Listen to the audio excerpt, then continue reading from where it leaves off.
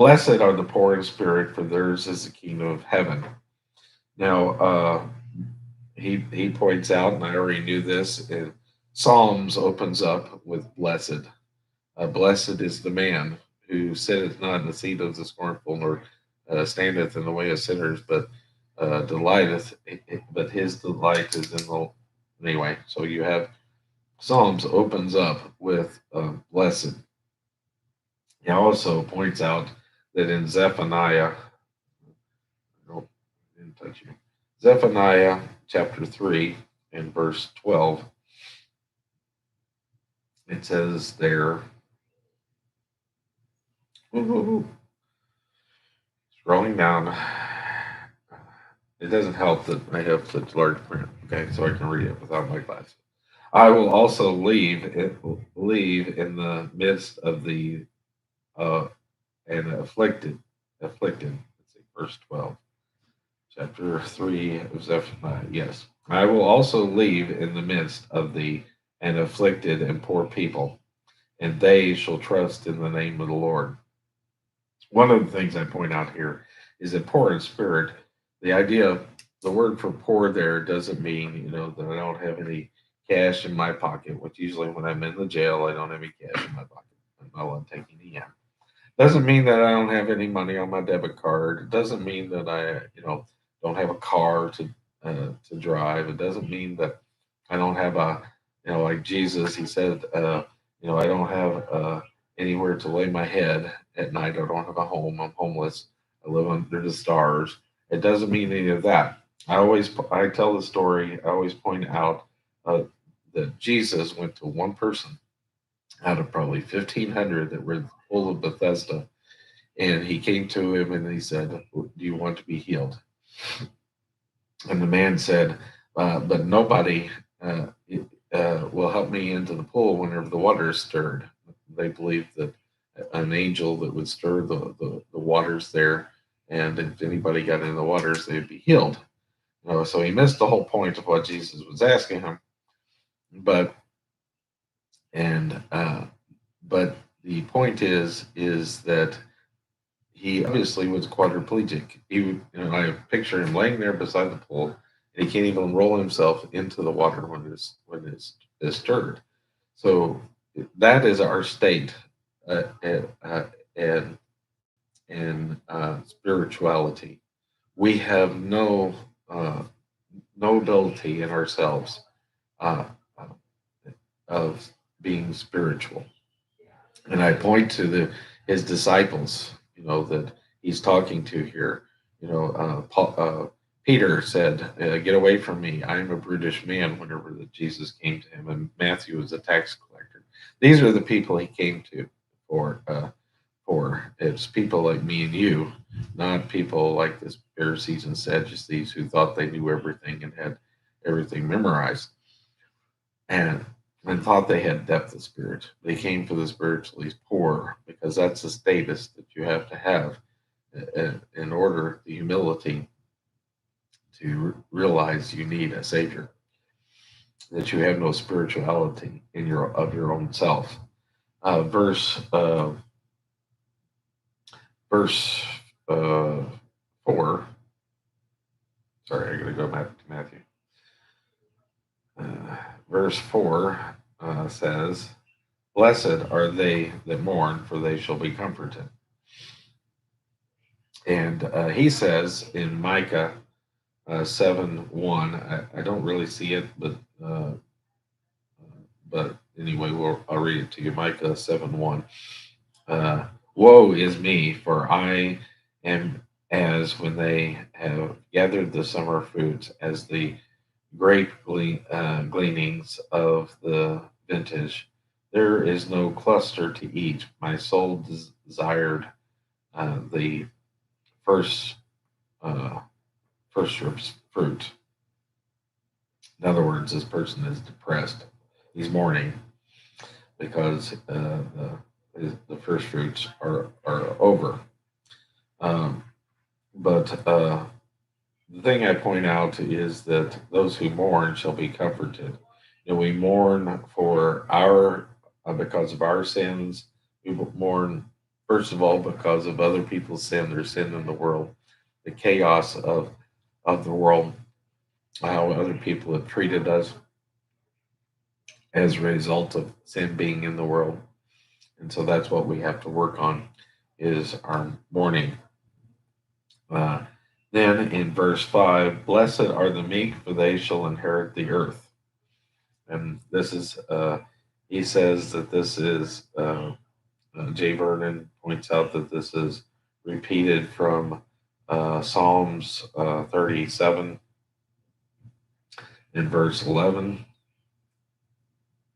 And it says there, but the meek shall inherit the earth and shall delight themselves in the abundance of peace. And so the meek here, I like to point out whenever I'm teaching this, I actually get this from Life's Healing Choices. Rick Warren is his idea. He gets it from the Greek. He says that the Greek word is a writing term, a equine term that means to break a horse, to put a bit and bridle in its mouth, and so I point that we use that to direct the horse. It is force under restraint. We often don't like the word meek as men, and so I point that out. That this doesn't mean to be weak; it means restrained force. And so they probably, hopefully, they like the idea of being a wild stallion, and that uh, uh, but I point out that this is probably the most important of our principles, uh, is turning our lives and will over to Christ's care and control. Uh, Consciously choose to turn our life and will over to Christ's care and control. And so, and point out usually that Cecil and Brother Mark, they surrendered to preach. I always put that first, but this is probably last. They got saved, and they they stopped drinking all in the same day. And so, to maintain sobriety, you have to turn over your life and will totally to the care and control of Christ. So those are, I did pretty good. I did an hour and a half in a few minutes. But then as we hasten on in Matthew, I notice he likes to skip some verses.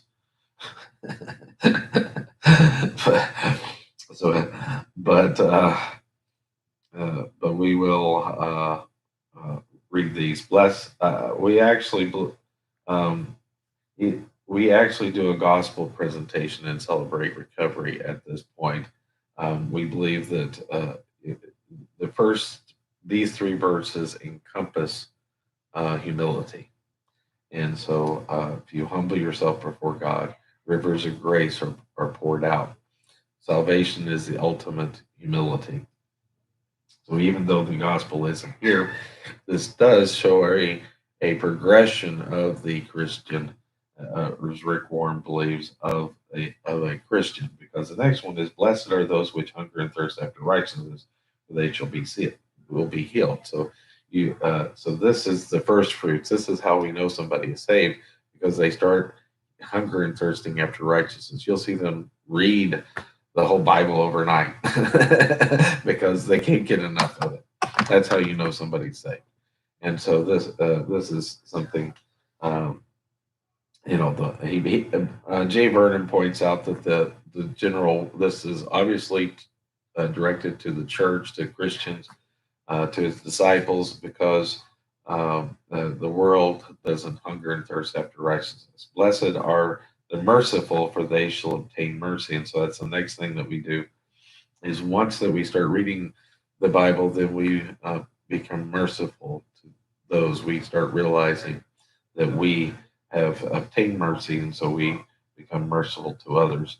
Verse 8, blessed are the pure in heart, for they shall see God. So this progression would obviously leads to, if you're pure in heart, this is a position, uh, or that we have accepted Christ, and and so it pictures our that we are now saved. And so, blessed are the peacemakers, for they shall be called the children of God. No, so now we walk with our boots of peace. Um, I'm sorry. Whenever I wrote the sermon on the battle gear of God, was the title of my sermon. I made them all peace. And so instead of having your feet shod with the preparation of the gospel, I of peace. I called it the boots of peace. I wore my boots of peace. Okay, I had these snakeskin boots with little uh, uh, chrome tips, cockroach killers. Everybody called those boots. And I would preach with those on, and then walk out from behind the pulpit and say, having our our God, our feet shod with preparation of peace, our boots of peace. Um, and so we have a distinctive marking. Pointed out whenever I preached that the Roman soldiers would drive spikes in their shoes so that they could get grips on the muddy hills when they were fighting. But each one was distinctive then. And so it left a distinctive marking, and so should the Christian leave a distinctive marking wherever they go, of peace. Now, again, McKee points out we can't live up to this, but we should strive to live peace wherever we go. And that's if we put on the armor of God every morning, hopefully we will start doing that instead of being angry with everyone we come in contact with. That's one of the things I'm working on, by the way. Number 10, blessed are they which are persecuted for righteousness' sake. Now we end, oh, no, we don't. Blessed are those who are persecuted for righteousness' sake, for they shall, uh, for theirs is the kingdom of God. We use the verse, the translation that says, blessed are you when men shall persecute you because you do what God requires. I like that one better because it opens up a different door. But this is, when blessed are they when persecuted for righteousness' sake, then and for theirs is kingdom of heaven. So we start seeing as you start uh, being a peacemaker, you're going to get riff back. People are not going to like you uh, uh, making things right with them. Uh, they may become angry with you because they don't want to live the way that you live, and so uh, they, or see the change in it. And I see the guys in that come out. They talk about in the cell that they have trouble, with people persecuting them because that they are Christians. So number 11, verse 11: Blessed are you when men shall revile you and say all men and persecute you and say all manner of evil against you falsely for my sake. And so we see that today. They call us all kinds of names as Christians. We're terrorists. We're that's we're investigated by the uh, DOJ and Department of Justice as being terrorists, and so that's where we're at today. I think we can rejoice. There is actually individual sermons on each one of these in the Waycast if you want to look back and find them. or that I preached at the nursing home. I forgot all about that. That I did do those. Rejoice and be exceeding glad, for great is your reward in heaven. For so persecuted they the prophets which were before you. You know, Jeremiah, which is my favorite prophet, they left him in a cistern. He was rescued by Darius, I think was the king, and then they kill him in Egypt as being a traitor. Because he said, go along with this, surrender. Don't fight the punishment of God. That's the thing that as Christians need to kind of think about is that we, if America is going to be punished, we may not want to fight it. There is hope, but but if it's coming, then that's what God has as what He has in mind for us. Verse 13: Ye are the salt. So I'm in well, let me read this verse. Ye are the salt of the earth, but salt has lost its savor. Wherewith shall it be salted? It is henceforth good for nothing to be trod out, but to be cast out and to be trodden under the foot of men. So we learn that in the precepts for purpose that in that they, but Phil Shelton uh, and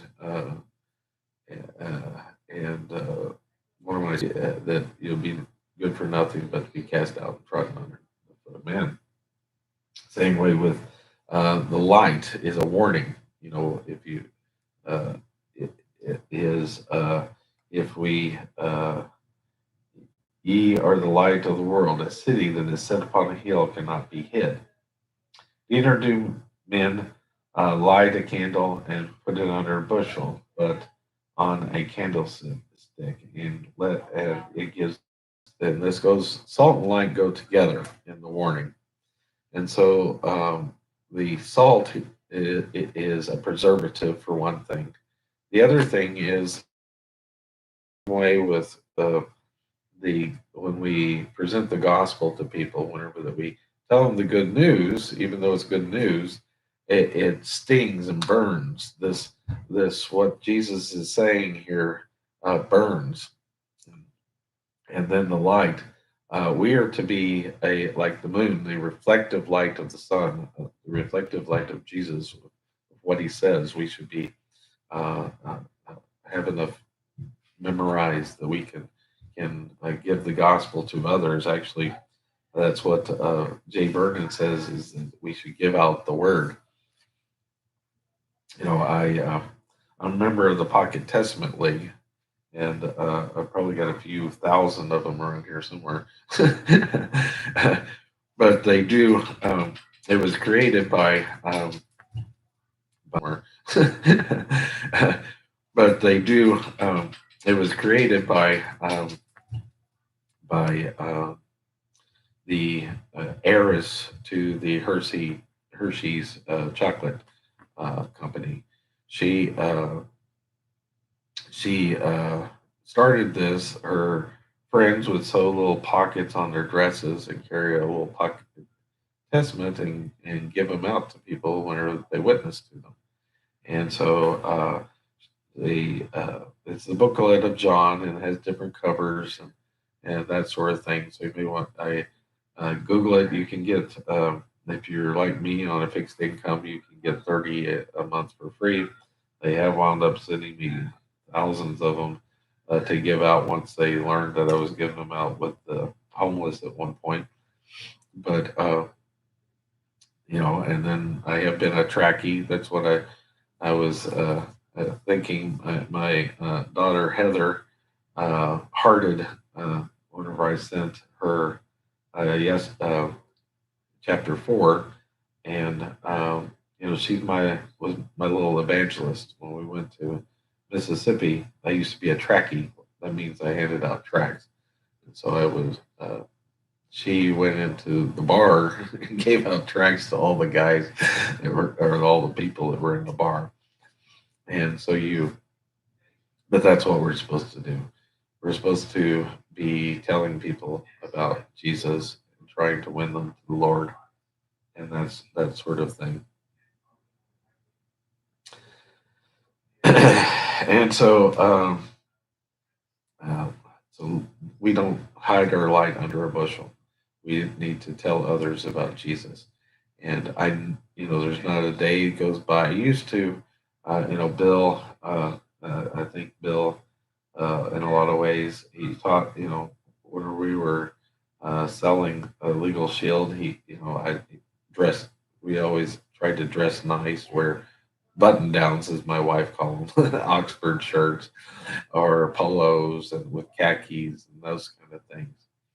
But I realize I'm a walking billboard, and I've ordered.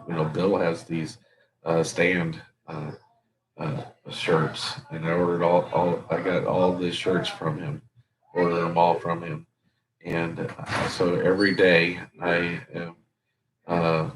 I spend as a walking billboard, and so we uh, uh, that way I am promoting Jesus in some way. Uh, so there's many ways that you can uh, give out the word. There's one of these uh, podcasts that I talk about. How can you I'd be scared if I haven't ever replicated myself. But at least, I went for years without seeing any fruit in that line. But because really all we are to do is to be sowers, and there is sower seeds. That's a little like make these little booklets that are nicely fit into the credit card slot in at the pumps. They have a little smiley face on them, and then inside they have scriptures.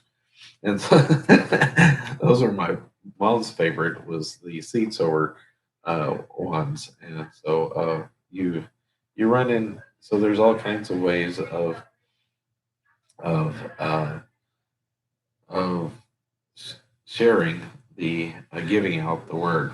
Anyway, so liberals say that it is uh, uh, anthro uh, synthetic, which means it's man centered, rather than theocentric, which is God centered.